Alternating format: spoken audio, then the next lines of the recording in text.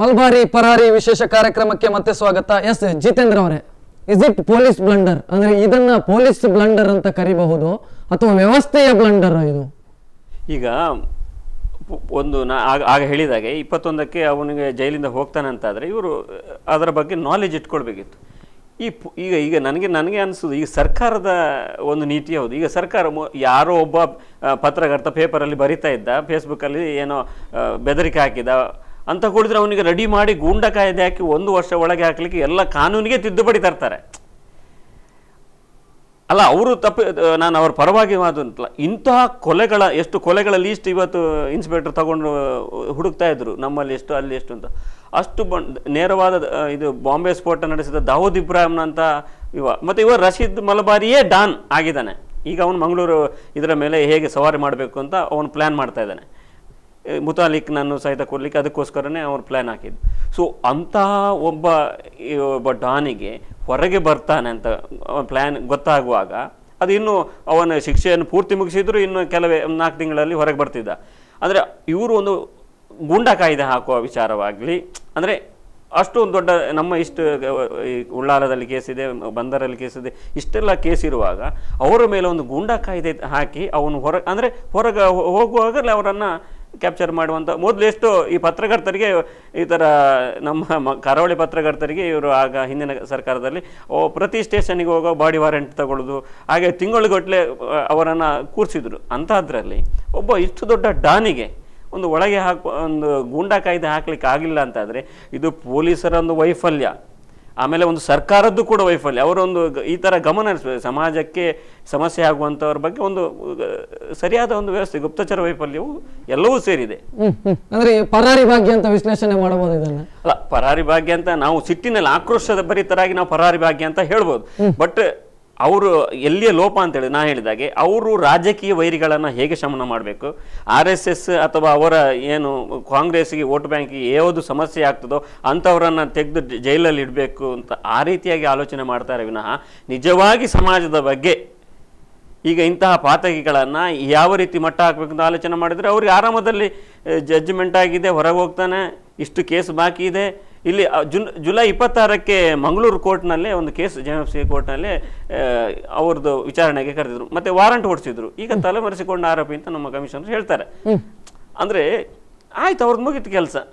ಒಂದು ಆ ಬಗ್ಗೆ ಅವರಿಗೂ ತುಂಬ ಕೆಲಸಗಳಿರ್ತವೆ. ಆದರೆ ಇಂತಹ ಒಂದು ಗಂಭೀರ ಆರೋಪಿಗಳ ಬಗ್ಗೆ ಒಂದು ಗಮನ ಹರಿಸಬೇಕಾದಂಥ ಒಂದು ಸ್ಪೆಷಲ್ ವಿಂಗ್ ಮಾಡಬೇಕಾದಂಥ ಅಗತ್ಯ ಇದೆ. ಮತ್ತು ಕೆಲವು ಪೊಲೀಸರು, ಕೆಲವು ಸರ್ಕಾರವು ಇಂತಹ ಇದರಲ್ಲಿ ನಿರ್ಲಕ್ಷ್ಯವನ್ನೇ ತೋರ್ತಾರೆ. ಜಿತೇಂದ್ರ ಅವರೇ, ಈ ಒಂದು ಪ್ರಕರಣದಲ್ಲಿ ಪೊಲೀಸರಿಗೆ ಇದರ ಸೀರಿಯಸ್ನೆಸ್ ಗೊತ್ತಿರಲಿಲ್ವೋ ಅಥವಾ ಗೊತ್ತಿದ್ದು ಗೊತ್ತಿಲ್ಲದಾಗ ಮಾಡಿದ್ರು? ಯಾಕಂತ ಹೇಳಿದ್ರೆ ಜೈಲಿನಲ್ಲೂ ಕೂಡ ಮಲಬಾರಿ ನಡವಳಿಕೆಗಳು ಸರಿ ಇರಲಿಲ್ಲ ಅಂತ ಸಿಗ್ತಾ ಇರುವಂತ ಮಾಹಿತಿ. ಅವ ಜೈಲಿನಲ್ಲಿ ಇದ್ದಾಗಲೇ ಬರ್ಕೆ ಪೊಲೀಸರಿಗೆ ಬೆದರಿಕೆ ಹಾಕಿದ್ದಾನೆ. ವೆಂಕಟೇಶ್ ಪ್ರಸನ್ನ ಅವರು ತೀರ್ಪು ಸಂದರ್ಭದಲ್ಲಿ ಉಸೆ ನೈ ಚೋಡುಂಗ उसके पर्सनल ಯಾಕೆ ಮಿಲುಂಗಾ, ಪರ್ಸನಲ್ ಯಾಕೆ ಮಿಲುಂಗಾ ಆ ಥರ ಹೇಳಿದ್ದಾನೆ. ಅಂದರೆ ಅವರ ಭಾಷೆಯಲ್ಲಿ ಅದರ ಅರ್ಥ ಅಂದರೆ ಗೊತ್ತಿರಬೇಕು. ಹಾಗೆ ಅಂತಹ ಒಂದು ಗಂಭೀರವಾದ ಒಂದು ಇನ್ಸ್ಪೆಕ್ಟರ್ಗೆ ಚಾಲೆಂಜ್ ಮಾಡುವಂತಹ ಒಂದು ಒಬ್ಬ ಡಾನನ್ನು ಇವರು ಅಷ್ಟು ಸುಲಭದಲ್ಲಿ ಬಿಟ್ಟರೆ ಇವರಿಗೆ ನಾಚಿಕೆ, ಪೊಲೀಸ್ ಇಲಾಖೆಗೆ ಒಂದು ನಾಚಿಕೆ ಮಾನ ಮರ್ಯಾದೆ ಅಂತ ಇಲ್ವಾ? ಈಗ ಒಬ್ಬ ಪೊಲೀಸ್ ಇನ್ಸ್ಪೆಕ್ಟರ್ಗೆ ಅವರು ಅಂತ ಅವರಿಗೆ ಬಿಟ್ಟು ವೈಯಕ್ತಿಕವಾಗಿ ನಾವು ಮಾತಾಡುವ, ಆದರೆ ಇದು ಇಡೀ ಪೊಲೀಸ್ ಇಲಾಖೆಗೆ ಸವಾಲು ಮಾಡಿದಂಥ ಒಂದು ವಿಷಯ. ಇವರು ಅದು ಏನು ರಶೀದ್ ಮಲ್ಬಾರಿ ಸುಮ್ಮನೆ ಕೇಸಲ್ಲ. ಛೋಟಾ ರಾಜನ್ ಅಂದ್ರೆ ನಮ್ಮ ದಾವೂದ್ ಇಬ್ರಾಹಿಂಗೆ ಛೋಟಾ ರಾಜನ್ ಅಲ್ಲಿ ಬ್ಯಾಂಕಾಕ್ನಲ್ಲಿ ಶೂಟ್ ಮಾಡುವಾಗ ರೋಹಿತ್ ವರ್ಮಾ ಸಾಯ್ತಾನೆ. ಮತ್ತೆ ಇವ ಯಾರು ಏನೋ ಕಿಟಕಿಯಿಂದ ಹಾರಿ, ಹೋಟೆಲ್ ಕಿಟಕಿಯಿಂದ ಹಾರಿ ಕೈಕಾಲು ಮುರ್ಕೊಂಡು ಹೋದವನು. ಮತ್ತೆ ಪಣಂಬೂರಿನ ಡಬಲ್ ಮರ್ಡರ್. ಯಾಕೆ ಅವರು ಛೋಟರಾಜನ್ ವಿಲಾಸ್ ಅಂತ 96 ಅವರ ಬಣದಲ್ಲಿ ಮರ್ಡರ್ ಮಾಡ್ತಾರೆ. ಅವ್ರನ್ನು ಮರ್ಡರ್ ಮಾಡಿದವರನ್ನ ಮತ್ತೆ ಇನ್ನೊಬ್ಬ ಏನೋ ಬರ್ತದೆ ಮಹಾರಾಷ್ಟ್ರದಲ್ಲಿ ಗಫೂರ್ ಅಂತ, ಅವನನ್ನ ಅಟೆಂಪ್ಟ್ ಮಾಡ್ತಾನೆ. ಇವರು ಮರ್ಡರ್ ಅಟೆಂಪ್ಟ್ ಮಾಡಿದವರನ್ನೆಲ್ಲ ಛೋಟರಾಜನ್ ನಮ್ಮನ್ನೆಲ್ಲ ಮುಗಿಸ್ತಾನೆ ಅಂತ ಹೇಳುವಾಗ ಅವರನ್ನು ಮರ್ಡರ್ ಮಾಡಲಿಕ್ಕೆ ಅಂತ ಇಬ್ಬರನ್ನು ಕಳಿಸ್ತಾನೆ, ಕೇರಳದವರನ್ನು. ಇವಾಗ ಕೇರಳದಲ್ಲಿ ಅವಿತಿಸಿಕೊಂಡದ್ದು ಇವ ಎಷ್ಟು ಚಾಣಾಕ್ಷ ಅಂದರೆ, ಮಲ್ಬಾರಿ ಚಾಣಾಕ್ಷತೆ ಬಗ್ಗೆ ನಾನು ಹೇಳೋದಾದ್ರೆ, ಅವರು ಯಾರು ಇವನನ್ನು ಮರ್ಡರ್ ಮಾಡ್ತಾರೆ, ಸ್ವಿಚ್ ಹಾಕಿದ್ದಾರೆ ಅಂತ ಗೊತ್ತಾಗಿ ಅವರನ್ನು ಫೋನ್ ಮೂಲಕ ಪಣಂಬೂರಿಗೆ ಮಾತುಕತೆಗೆ ಅಂತ ಕರ್ಕೊಂಡು ಹಣ ಕೊಡ್ತೇನೆ ಅಂತ ಕರ್ಕೊಂಡು ಅಲ್ಲಿ ಶೂಟ್ ಮಾಡ್ತಿಕ್ಕೊಳ್ತಾನೆ. ಮೊನ್ನೆವರೆಗೆ ಅವನು ಯಾರು ಕೊಲೆ ಮಾಡಿದೆ ಯಾರು ಅಂತ ಗೊತ್ತಿರಲಿಲ್ಲ. ಮತ್ತೆ ಇವನೇ ಈಗ ಮೊನ್ನೆ ಹೇಳಿದ ನನಗೆ ಅದು ಬಿದ್ದೋಯ್ತು ಆ ಕೇಸು, ಇವನೇ ಹೇಳ್ಕೊಳ್ತಾರೆ. ಅಂದರೆ ಅಷ್ಟು ಒಬ್ಬ ಚಾಣಾಕ್ಷವಾದಂತಹ ಒಬ್ಬ ಇವರು ಕ್ರಿಮಿನಲ್ ಅಂಥವನು. ಮತ್ತೆ ಮೊನ್ನೆ ನಾನು ಯಾವುದೋ ಒಂದು ಇದರಲ್ಲಿ ಕೇಳಿದೆ, ನೀವು ರಶೀದ್ ಮಲ್ಬಾರಿಯನ್ನ ಬಿಡಿ, ಇಲ್ಲದಿದ್ದರೆ ನಿಮ್ಮನ್ನು ಬಿಡುವುದಿಲ್ಲ ಅಂತ ಈ ಛೋಟಾ ಶಕೀಲ್ ದಾವೂದ್ ಇಬ್ರಾಹಿಂ ಅವರು ಬೆದರಿಕೆ ಒಡ್ಡಿದ್ದು ಕೂಡ ಪತ್ರಿಕಾ ಕಚೇರಿಗೆ ಒಂದು ಈ ಹಿಂದೆ ಒಮ್ಮೆ ಲೆಟರ್ ಬರೆದದ್ದು ಕೂಡ ಆಗಿತ್ತು ಒಂದು ಘಟನೆ. ಯಾವ ಘಟನೆ? ಛೋಟಾ ಶಕೀಲ್ನ ಹೆಸರು ಹೇಳಿಕೊಂಡು ಒಂದು ಲೆಟರ್ ಬಂದದ್ದು, ಬೆದರಿಕೆ ಬಂದಂತದ್ದು. ಅದೇ ಇವನನ್ನು ಬಿಡದಿದ್ರೆ ನಿಮ್ಮನ್ನು ಬಿಡುವುದಿಲ್ಲ ಅಂತ ಓಪನ್ ಆಗಿ ಬೆದರಿಕೆ ಹಾಕಿದಂತ ಅದು ಪತ್ರಿಕೆಗಳು ಪ್ರಕಟ ಆಗಿದೆ. ಅಂತಹ ಒಬ್ಬ ಇವನ ಏನು ಡಾನ್ ಬಗ್ಗೆ ಇವರೆಷ್ಟು ಸಣ್ಣ ವಿಚಾರ ಅಂತ ಹೇಳಿ ಜೈಲಿನಲ್ಲಿ ಆತನ ನಡವಳಿಕೆಗಳ ಬಗ್ಗೆಯೂ ಕೂಡ ಪೊಲೀಸಿಗೆ ಗೊತ್ತಿರಬಹುದು. ಬಹುಶಃ ಜೈಲಿನಲ್ಲಿ ಹೇಗಿದ್ದ ಮಲ್ಬಾರಿ ಜೈಲಿನಲ್ಲಿ ಹೇಳುವಾಗ ಒಂದು ಬಿರಿಯಾನಿ ಪ್ರಕರಣ ನಿಮ್ಗೆ ಗೊತ್ತಿರ್ಬೋದು. ತುಂಬಾ ಒಬ್ಬ ಜೈಲರ್ ಸಿಬ್ಬಂದಿಗೆ ಹಲ್ಲೆ ಮಾಡಿ, ಅಂದರೆ ಇವರು ಯಾರು ಮಲ್ಬಾರಿ ಅವರು ರಂಜಾನ್ ಏನೋ ಆಚರಣೆಗೆ ಯಾವುದೋ ಹಬ್ಬಕ್ಕೆ ಆಚರಣೆಗೆ ಅಂತ ಎಲ್ಲ ಬಿರಿಯಾನಿ ತರ್ತಾರೆ. ಆಗ ಇನ್ನೊಂದು ಗ್ರೂಪ್ ಇದೆ ಮತ್ತೊಂದು, ಅದು ಹಿಂದೂಗಳು ಇರುವಂಥ, ಅವ್ರು ಹೇಳ್ತಾರೆ ಆ ಬಿರಿಯಾನಿಯಲ್ಲಿ ಹಿಂದೆ ಒಂದು ಗಲಾಟೆ ಆಗಿದೆ, ಅದರಲ್ಲಿ ದನದ ಮಾಂಸ ಇದೆ ಅಂತ. ಅದು ಅಪಪ್ರಚಾರ ಏನೋ ಇರ್ಬೋದು.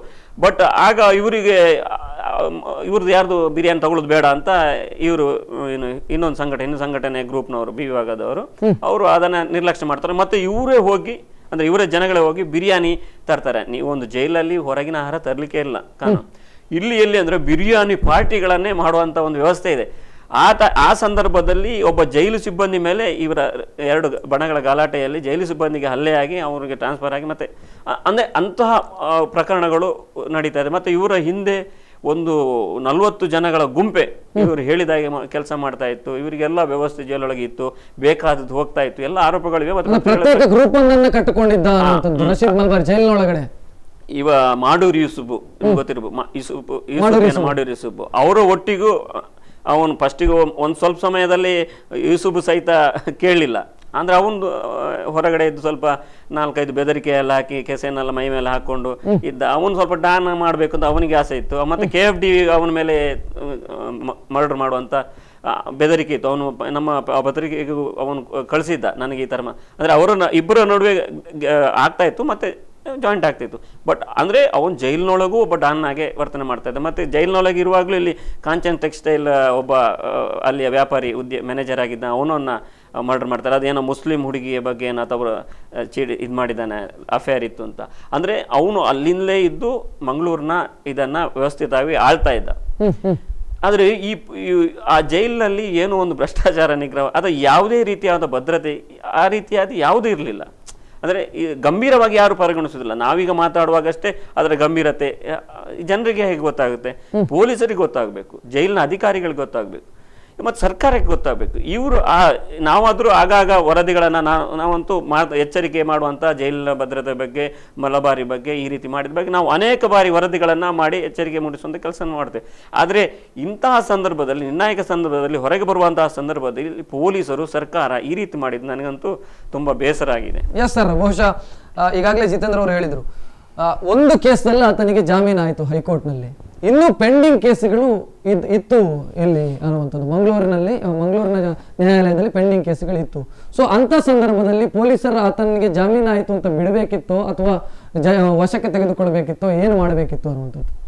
ಇಲ್ಲಿ ನನಗೆ ತಿಳಿದ ಮಟ್ಟಿಗೆ ಆತನಿಗೆ ಮಂಗಳೂರಿನ ಎಲ್ಲ ಕೇಸುಗಳಲ್ಲಿ ಜಾಮೀನಾಗಿದೆ, ಎಕ್ಸೆಪ್ಟ್ ಯಾವುದೋ ಈ ಕನ್ವಿಕ್ಷನ್ ಆಗಿದೆ ಆ ಕೇಸು ಮಾತ್ರ ಪೆಂಡಿಂಗ್ ಇತ್ತು. ಹಾಗಾಗಿ ಕೋರ್ಟಿನಲ್ಲಿ ಮೊನ್ನೆ ಆತ ಇಲ್ಲ ಅಂತ ಪೊಲೀಸರು ಒಪ್ಪಿಕೊಳ್ತಾರೆ. ವಾರಂಟ್ ಆಯ್ತು, ವಾರಂಟ್ ಯಾವಾಗ ಆಗತ್ತೆ? ಈಗ ಇಲ್ಲಿ ಸಾಮಾನ್ಯ ಜನರಿಗೆ ಒಂದು ವಿಚಾರ ಗೊತ್ತಿರಬೇಕು, ತನಿಖೆ ಮತ್ತೆ ವಿಚಾರಣೆ ಈ ಎರಡಕ್ಕೂ ವ್ಯತ್ಯಾಸ ಇದೆ. ತನಿಖಾ ಅವಧಿಯಲ್ಲಿ ಅವರು ಜೈಲಲ್ಲಿ ಇರ್ತಾರೆ, ಅದು ವಿಚಾರಣಾ ಅವಧಿಯಲ್ಲೂ ಕೂಡ ಜೈಲಲ್ಲಿ ಇರ್ತಾರೆ. ತನಿಖೆ ಎಲ್ಲಿವರೆಗೆ ಅಂದ್ರೆ ಪೊಲೀಸರು ಆತನ ಮೇಲೆ ಆಪಾದನೆಯನ್ನ ಇಷ್ಟು ಆಪಾದನೆಗಳಿವೆ ಅಂತ ಕೋರ್ಟಿಗೆ ಸಲ್ಲಿಸುವಂಥದ್ದು. ವಿಚಾರಣೆಯಲ್ಲಿ ಅಂತ್ಯ ಆಗುತ್ತೆ ಅಂದ್ರೆ ಎಲ್ಲಾ ಸಾಕ್ಷ್ಯಗಳು ಬಂದು ಈತನ ಆಪಾದನೆಯನ್ನ ಹೌದು ಅಂತ ಹೇಳುವಾಗ ಅಂತಿಮ ತೀರ್ಮಾನದವರೆಗೆ ವಿಚಾರಣೆ. ಹಾಗಿದ್ದಾಗ ತನಿಖೆ ಮುಗಿದು ಎಲ್ಲಾ ಕೇಸುಗಳು ವಿಚಾರಣೆಯಲ್ಲಿದ್ದಂಥ ಸಂದರ್ಭದಲ್ಲಿ ನಮ್ಮ ಈ ಕಾನೂನಿನಲ್ಲಿ ಚೌಕಟ್ಟಿದೆ, ಯಾವ ಪ್ರಕರಣಗಳಲ್ಲಿ ಜಾಮೀನುಗಳನ್ನು ಕೊಡ್ಬೋದು, ಯಾವ ಪ್ರಕರಣದಲ್ಲಿ ಜಾಮೀನನ್ನು ಕೊಡಬಾರದು. ಜಾಮೀನನ್ನು ನೀಡಲು ಅಸಾಧ್ಯವಾದಂಥ ಪ್ರಕರಣಗಳಲ್ಲಿ ಒಟ್ಟು ಸಾಕ್ಷ್ಯಗಳನ್ನು ಅವಲೋಕಿಸಿ ನ್ಯಾಯಾಧೀಶರು ಆತನಿಗೆ ಜಾಮೀನು ಕೊಡ್ಬೋದು. ಅಥವಾ ವಿಚಾರಣೆ ಯಾವುದು ಒಂದು ಶಿಕ್ಷೆ ಆದಂಥ ಕೇಸಿನಲ್ಲಿ ಕೂಡ ಈತನ ಇಷ್ಟು ವರ್ಷ ಜೈಲಲ್ಲಿದ್ದಾನೆ. ಹಾಗಿದ್ದಾಗ ಆತ ಒಟ್ಟು ಶಿಕ್ಷೆಯ ಅವಧಿ ಎಷ್ಟು? ಈಗ ತಾವೇ ಹೇಳಿದಾಗೆ 5 ವರ್ಷ ಶಿಕ್ಷೆ, 4.5 ವರ್ಷ ಜೈಲಲ್ಲಿದ್ದಾನೆ. ಇನ್ನಷ್ಟೇ ಒಂದು 5 ತಿಂಗಳು 8 ತಿಂಗಳು ಬಾಕಿ ಇತ್ತು ಅನ್ನೋ ವಿಚಾರ. ಇಂಥ ಪ್ರಕರಣ ಇಷ್ಟೇ ಇದೆ. ಇವೆಲ್ಲವನ್ನು ಪರಿಗಣಿಸಿ ನ್ಯಾಯಾಲಯ ಜಾಮೀನು ಕೊಟ್ಟಿದೆ. ಉಳಿದ ಪ್ರಕರಣಕ್ಕೆ ಸಂಬಂಧಪಟ್ಟಂತೆ ಆತನ ಶಿಕ್ಷೆ ಆಗಿಲ್ಲ. ಆಗದಿಂತ ಸಂದರ್ಭದಲ್ಲಿ ಆತನಿಗೆ ಏನು ಕಾನೂನಿನ ಚೌಕಟ್ಟಿನಲ್ಲಿ ಜಾಮೀನು ಸಿಕ್ಕಿದೆ. ಹಾಗಿದ್ದಾಗ ಇಲ್ಲಿ ನಾವು ತುಲನೆ ಮಾಡಬೇಕಾದದ್ದು, ಈಗ ಪತ್ರಕರ್ತರು ಹೇಳಿದಾಗೆ ಅದು ನಿಮ್ಮ ಪತ್ರಕರ್ತ ರೀತಿಯಲ್ಲಿ ಅವರು ಛೋಟಾ ಶಕೀಲು, ದಾವೂದ್ ಇಂಥದ್ದೆಲ್ಲ ಹೇಳಿದ್ದಾರೆ. ಆದರೆ ಕಾನೂನಿನ ಚೌಕಟ್ಟಿನಲ್ಲಿ ಬರುವಾಗ ಸಾಕ್ಷಿ ಎಷ್ಟಿದೆ? ಡಾಕ್ಯುಮೆಂಟರಿ, ಓರಲ್, ಸರ್ಕಮ್ಸ್ಟಾನ್ಷಿಯಲ್ ಅಲ್ವಾ? ಸಾಂದರ್ಭಿಕ ಸಾಕ್ಷಿ ಎಷ್ಟಿದೆ? ದಾಖಲೆ ಪತ್ರಗಳು ಎಷ್ಟಿವೆ? ಸಾಕ್ಷಿ ಕಲೆ ಹಾಕಬೇಕಾದಂತದ್ದು ಕೂಡ ಪೊಲೀಸರು. ಹೌದು, ಈಗ 2000 ಈಗ ಅವರು ಏನಂದ್ರೆ ಕಾಂಗ್ರೆಸ್ ಗವರ್ಮೆಂಟ್ ಏನು ಮಾಡಿಲ್ಲ ಅಂತ ಹೇಳುವಂಥದ್ದು ಅನ್ನೋದಕ್ಕಿಂತ ಒಟ್ಟು ಸರ್ಕಾರ ಮತ್ತು ಒಟ್ಟು ವ್ಯವಸ್ಥೆ, ಒಟ್ಟು ಕಾನೂನು ಏನು ಹೇಳುತ್ತೆ, ಯಾವುದೋ ಒಂದು ಪಕ್ಷದ ಸರ್ಕಾರವನ್ನು ದೂರದಕ್ಕಿಂತ 2009ರಲ್ಲಿ ಇದ್ದಂಥದ್ದು ಬಿಜೆಪಿ ಸರ್ಕಾರ ಅಲ್ವಾ? ಆ ಸಂದರ್ಭದಲ್ಲಿ ಈ ಬಿರಿಯಾನಿ ಪ್ರಕರಣ ಆಯ್ತು ಅಂತ ತಿಳ್ಕೊಳ್ಳುವ. ಹಾಗಿದ್ದಾಗ 2011ಕ್ಕೆ ಇದ್ದದ್ದು ಕೂಡ ಬಿಜೆಪಿ ಸರ್ಕಾರ. ಹಾಗಿದ್ದಾಗ ಈ ಒಟ್ಟು ನಮ್ಮ ವ್ಯವಸ್ಥೆ ಹೇಗಿದೆ ಅಂದ್ರೆ, ಜೈಲಿನಲ್ಲಿ ಆತ ತನ್ನ ಕ್ರಿಯೆಗಳನ್ನು ಚಟುವಟಿಕೆಗಳನ್ನ ಮಾಡ್ತಾ ಇದ್ದಾನೆ ಅಂತ ಇದ್ರೆ, ಇಲ್ಲಿ ಒಟ್ಟು ನಮ್ಮ ಪ್ರಿಸನರ್ಸ್ ಆಕ್ಟ್ ಇದೆ. ಪ್ರಿಸನರ್ಸ್ ಆಕ್ಟ್ ಏನು ಹೇಳುತ್ತಂದ್ರೆ, ಅಲ್ಲಿ ಯಾವ್ಯಾವ ವ್ಯಕ್ತಿಗಳಿಗೆ ಏನು ಜವಾಬ್ದಾರಿ, ಆತನ ಚಟುವಟಿಕೆಗಳ ಮೇಲೆ ನಿಗಾ ಇಡುವಂಥದ್ದು, ಮೊಬೈಲ್ ಅವರಿಗೆ ಯೂಸ್ ಮಾಡ್ಲಿಕ್ಕಿಲ್ಲ, ಸಂದರ್ಶಕರ ಮೇಲೆ ನಿಗಾ ಇಡುವಂಥದ್ದು, ಇಂತೆಲ್ಲ ವಿಚಾರಗಳ ಚಟುವಟಿಕೆಗಳ ಮೇಲೆ. ಉಳಿಪಾಡಿ ಅವರೇ, ಬಹುಶಃ ಅದು ಒಂದಾಯ್ತು. ಈಗ ಜೈಲಿನಲ್ಲಿ ಆತ ಹೇಗಿದ್ದ, ಮೊನ್ನೆ ಬೇಲ್ ಪಡೆದ ಮೇಲೆ ಪೊಲೀಸರ ಜವಾಬ್ದಾರಿ ಏನಿತ್ತು ಅನ್ನುವಂಥದ್ದು. ಪೊಲೀಸರಿಗೆ ಅಲ್ಲಿ ಏನು ಜವಾಬ್ದಾರಿ ಇಲ್ಲ. ಕೋರ್ಟಿನ ನ್ಯಾಯಾಲಯದ ಷರತ್ತುಗಳ ಹೊರತಾಗಿ ಪೊಲೀಸರಿಗೆ ಇರುವುದು ಖಾಲಿ ಬೆಂಗ ಅವನ ಫಾಲೋಅಪ್ ಒಂದು. ಯಾಕಂದ್ರೆ ಈಗ ಸಾಧಾರಣ ಇಲ್ಲಿ ಏನಂದ್ರೆ, ಒಂದು ಸಾಮಾಜಿಕವಾಗಿ ಚೌಕಟ್ಟಿನಲ್ಲಿ ನೋಡೋದಿದ್ರೆ ಆತ ಒಬ್ಬ ಡಾನ್. ಅದು ಸಮಾಜ ಕೊಟ್ಟಂತ ಹೆಸರು ಏನೇ ಇರಬಹುದು. ಅಲ್ಲಿ ಡಾನ್ ಅಂತ ಹೆಸರು ನಮ್ಮ ಕಾನೂನು ಚೌಕಟ್ಟಿನಲ್ಲಿ ಇಲ್ಲ. ಕಾನೂನಲ್ಲಿ ಡಾನ್ ಅಂತ ಇಲ್ಲ. ಅವ ಅಂಡರ್ ವರ್ಲ್ಡ್ ಅಥವಾ ಸದಾ ಕ್ರಿಮಿನಲ್ ಚಟುವಟಿಕೆಯಲ್ಲಿ ಇದ್ದವ ಅಂತ ಇದ್ದಾಗ, ನಾವು ಮತ್ತೆ ಪೊಲೀಸ್ ಆಕ್ಟಿಗೆ ಬಂದಾಗ ಆತನ ಎಲ್ಲಾ ವಿವರಗಳನ್ನು ಪೊಲೀಸರು ಮಾಹಿತಿ ಕಲೆ ಹಾಕಬೇಕಾದ ಜವಾಬ್ದಾರಿ ಇತ್ತು. ಆದ್ರೆ ಇಲ್ಲಿ ಏನಂದ್ರೆ ನ್ಯಾಯಾಲಯಕ್ಕೆ ಬಂದಿಲ್ಲ. ಒಟ್ಟು ನಾವು ಏನಂದ್ರೆ ಎಲ್ಲೂ ಕೂಡ ಪೊಲೀಸ್ ಸ್ಟೇಷನ್ಗೆ ಬಂದಿಲ್ಲ ಅಂತ ನಾವು ಹೇಳುವುದಿಲ್ಲ. ನ್ಯಾಯಾಲಯಕ್ಕೆ 1 ಬಾರಿಯೋ 2 ಬಾರಿಯೋ ಬಂದಿರದಿದ್ರೆ, ಈಗ 1 ಬಾರಿ ಬಂದಿಲ್ಲ, ವಾರಂಟ್ ಆಯ್ತು. ವಾರಂಟ್ ಆದ್ಮೇಲೆ ಅವನು ನೆಕ್ಸ್ಟ್ ಬರ್ತಾನೋ ಇಲ್ವೋ, ಅಥವಾ ಪೊಲೀಸರು ಅದನ್ನು ಕೋರ್ಟಿಗೆ ತಿಳಿಸ್ಬೇಕು ಆತ ಇದ್ದಾನೆ ಇಲ್ಲ, ಆ ಹಂತ ಕೂಡ ಇಲ್ಲಿ ಬಂದಿದೆಯಿಲ್ವ ಅನ್ನೋದಿಲ್ಲ. ಕಮಿಷನರ್ ಹೇಳ್ತಾ ಇದ್ದಾರೆ ಇಲ್ಲ ನಮಗೆ ಗೊತ್ತಿಲ್ಲ ಅನ್ನುವಂಥದ್ದು. ಗೊತ್ತಿಲ್ಲ ಕಮಿಷನರ್ ಹೇಳ್ಬೋದು, ಯಾಕಂದ್ರೆ ಈಗ ಗೊತ್ತಿಲ್ಲ, ಮುಂದೆ ಅವರು ಅರೆಸ್ಟ್ ಮಾಡಬಹುದು. ವಾರಂಟ್ ಇರುವ ಕೋರ್ಟಿನ ವಾರಂಟ್ ಇದೆ. ಯಾವ ಕೋರ್ಟ್ ನ್ಯಾಯಾಲಯ ಜಾಮೀನು ನೀಡಿದೆ ಅದೇ ನ್ಯಾಯಾಲಯ ಅವರಿಗೆ ವಾರಂಟ್ ಮಾಡಿದೆ.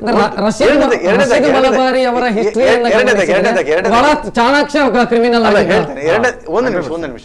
ಎರಡನೇದಾಗ ಒಂದು ವಿಚಾರ ನಾನು ಸ್ಪಷ್ಟಪಡಿಸ್ತೇನೆ. ಈಗ ಹೈಕೋರ್ಟ್ ಅಲ್ಲಿ ಜಾಮೀನು ಸಿಕ್ತು ಕೂಡಲೇ ಇಲ್ಲೂ ಯಾವುದು ಜೈಲಿನಿಂದ ಪರಾರಿ ಆದ್ರು ಅನ್ನೋ ಬಗ್ಗೆ ನಾನು ಒಪ್ಪಿಕೊಳ್ಳಿಕ್ಕೆ ತಯಾರಿಲ್ಲ. ಯಾಕೆಂದ್ರೆ ಹೈಕೋರ್ಟ್ನಲ್ಲಿ ಜಾಮೀನು ಆದ್ಮೇಲೆ ವಿಚಾರಣಾ ಕೋರ್ಟಿನಲ್ಲಿ ಅವರು ಜಾಮೀನು ಕೊಡಬೇಕು, ಅಲ್ಲಿಂದ ಆರ್ಡರ್ ಬರಬೇಕು. ಆರ್ಡರ್ ಬಂದ ಮೇಲೆ ಇಲ್ಲಿ ಅದಕ್ಕೆ ಪೂರಕವಾದ ಷರತ್ತುಗಳ ಮೇಲೆ ಬಾಂಡ್ ಕೊಟ್ಟು ಜಾಮೀನು ಕೊಟ್ಟು ಇಲ್ಲಿಯ ಕೋರ್ಟಿನ ಆದೇಶದ ಮೇಲೆ ಬೆಂಗಳೂರಿನಲ್ಲಿ ರಿಲೀಸ್ ಆಗಬೇಕು. ಹಾಗಿದ್ದಾಗ ಒಂದೇ ದಿವಸದಲ್ಲಿ ಘಟನೆ ನಡೆಯಿತು ಅನ್ನೋದು ವಿಚಾರ ಬದಲು ಕೋರ್ಟಿನ ಆದೇಶಗಳನ್ನು ಕಂಪ್ಲೈ ಮಾಡದಿದ್ರೆ ಇದು ದೊಡ್ಡ ಸಮಾಜಕ್ಕೆ ದೊಡ್ಡ ಆಘಾತ. ಯಾಕಂದ್ರೆ ಅಲ್ಲಿ ಕೋರ್ಟಿನ ಆದೇಶದ ಹೊರತಾಗಿ ಬಿಟ್ಟಿದ್ರೆ ಪೊಲೀಸರು ಯಾವ ಸಂಬಂಧಿತ ಜೈಲಿನಲ್ಲಿದ್ದ ಅಧಿಕಾರಿಗಳನ್ನು ಕೂಡಲೇ ತೆಗಿಬೇಕಾಗಿಲ್ಲ. ಕೋರ್ಟಿನ ಆದೇಶ ಪ್ರಕಾರವೇ ಬಿಟ್ಟಿದ್ದಾರೆ. ಮತ್ತೆ ಹಾಗಿದ್ರೆ ಕೋರ್ಟಿನ ಆದೇಶ ಪ್ರಕಾರ ಬಿಟ್ಟಿದ್ರೆ ಇಲ್ಲಿ ಲೋವರ್ ಕೋರ್ಟ್ ಅಲ್ಲಿ ಜಾಮೀನು ಕೊಟ್ಟಿದ್ದಾರೆ, ಆ ನಂತರ ಹೋಗಿದ್ದಾರೆ. ಹೋದ ಮೇಲೆ ಮೊನ್ನೆ ಒಂದು ಪ್ರಕರಣಕ್ಕೂ 2 ಪ್ರಕರಣಕ್ಕೂ ಬರದಿದ್ರೆ ಆ ವಿಚಾರಣೆ ದಿವಸ ಬರದಿದ್ರೆ ತಾವೊಬ್ರು ಲಾಯರ್ ಅನ್ನುವಂಥದ್ದು ಒಂದಾದ್ರೆ ಈಗ ಸಮಾಜದಲ್ಲಿ ಒಬ್ಬ ಸಾಮಾನ್ಯ ಕ್ರಿಮಿನಲ್ಲಿಗೂ ಈ ರೀತಿ ದೇಶದ್ರೋಹದ ಆರೋಪಗಳಲ್ಲೆಲ್ಲ ಸಿಕ್ಕಿಬಿದ್ದಂಥವರು ಅಥವಾ ದೇಶದ್ರೋಹಿಗಳ ಜೊತೆಗೆ ಗುರುತಿಸಿಕೊಂಡಂತವರು ಇವರಿಗೂ ಮತ್ತು ಸಾಮಾನ್ಯ ಕ್ರಿಮಿನಲ್ಗಳು ಒಂದೇ ಮಾನದಂಡವು ಪೊಲೀಸರು ಅನುಸರಿಸಬೇಕಾದಂಥದ್ದು. ಈಗ ದೇಶದ್ರೋಹದ ಆರೋಪಗಳು ಇಲ್ಲಿ ಯಾವ ಇದರಲ್ಲೂ ಇಲ್ಲ. ದಾವೂದ್ ಇಬ್ರಾಹಿಂನ ಜೊತೆಗೆ ಇದ್ದ, ಛೋಟಾ ಶಕೀಲ್ ಜೊತೆಗೆ ಇದ್ದ ದೇಶದ್ರೋಹ ಅಲ್ವಾ? ದಾವೂದ್ ಇಬ್ರಾಹಿಂನ ಜೊತೆಗೆ ಇದ್ದ ಅನ್ನೋ ಆರೋಪ ಯಾವ ಪ್ರಕರಣದಲ್ಲಿದೆ? ಇಲ್ಲ. ಅಂದ್ರೆ ನಾವು ಹೇಳ್ಬೇಕಾದದ್ದು ವಕೀಲರಾಗಿ ಅವರ ಕ್ರಿಮಿನಲ್ಗಳ ಪರವಾಗಿ ಈಗ ನಾನು ಹೇಳುದು ಸಮಾಜದ ದೃಷ್ಟಿಯಿಂದ ಒಬ್ಬ ಸರ್ಕಾರದ ಹೊಣೆಗಾರಿಕೆ ದೃಷ್ಟಿಗೆ ಎಲ್ಲರೂ ಒಂದೇ. ಆದ್ರೆ ಸಾಮಾನ್ಯ ಒಬ್ರು ಪೊಲೀಸ್ ಇಲಾಖೆ ಮಾಡಬೇಕಾದ ಹೇಳಿದ ನೀವು ನಿಮ್ಮ ಪ್ರಶ್ನೆಗೆ ನಾನು ಪೂರಕವಾಗಿ ಹೇಳುದಿದ್ರೆ ದಾವೂದ್ ಇಬ್ರಾಹಿಂ ಜೊತೆ ಇದ್ದ ಅನ್ನೋ ಆರೋಪ ಎಲ್ಲಿ ಇದೆ? ಒಂದು ಛೋಟಾ ಶಕೀಲ್ ಜೊತೆಗೆ ಇದ್ದ ಅನ್ನೋಕೆ ಯಾವ ಆರೋಪ? ಅಂದ್ರೆ ಈ ದೇಶದ್ರೋಹ ಅನ್ನೋದು ಬರೋದು ಬೇರೆ.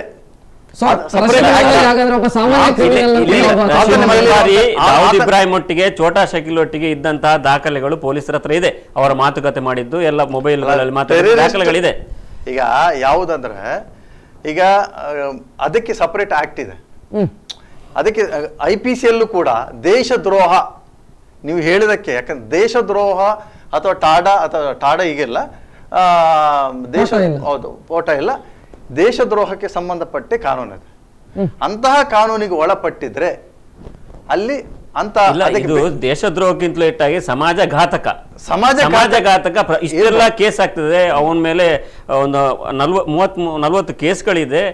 ಮತ್ತೆ ಈಗ ಇರುವಂತದ್ದು ಅಲ್ಲ, ಇಲ್ಲಿ ಆದದಿಷ್ಟ ಈಗ ನನ್ಗೆ ಇಲ್ಲಿ ಪತ್ರಿಕೆಯಲ್ಲಿ ಓದಿದಂತಹ ಅನುಭವ ಅಥವಾ ನಾನು ಈ ಪ್ರಕರಣದ ಒಬ್ರು ಲಾಯರ್ ಆಗಿ ನಾನು ಕೇಳುವಂತದ್ದಿಷ್ಟೇ, ಒಬ್ಬ ಕ್ರಿಮಿನಲ್ ಇದ್ದಾನೆ, ಮತ್ತೊಬ್ಬ ಸಮಾಜಘಾತಕ ಕ್ರಿಮಿನಲ್ ಅಂದ್ರೆ ಈತ ಅಪಾಯಕಾರಿ ಕ್ರಿಮಿನಲ್ ಒಬ್ಬ ಇದ್ದಾನೆ.